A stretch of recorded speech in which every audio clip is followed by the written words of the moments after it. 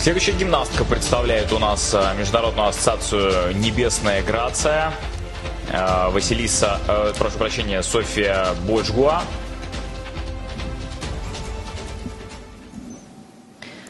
Да, это гимнастка из Республики Абхазия, но представляет она ассоциацию «Небесная грация». Очень юная спортсменка, ей 10 лет, 2015 года.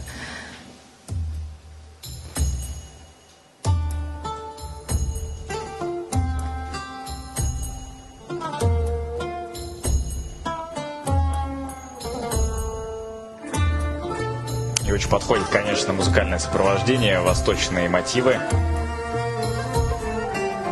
Да, и насколько сочетается, да, обруч с купальником. Прям очень пластичная, яркая девочка, артистичная.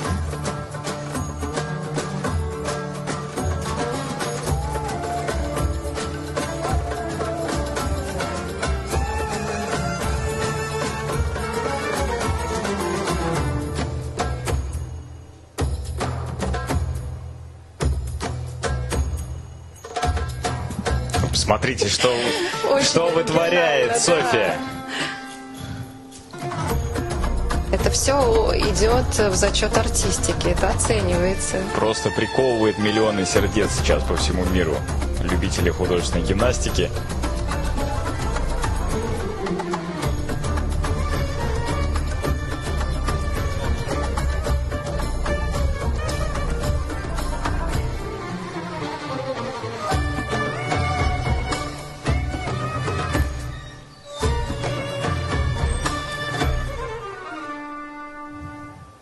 Но милейшее выступление, просто, конечно, мой личный приз зрительской симпатии отправляется именно к Софии, потому что это таким своим выступлением она, безусловно, меня влюбила.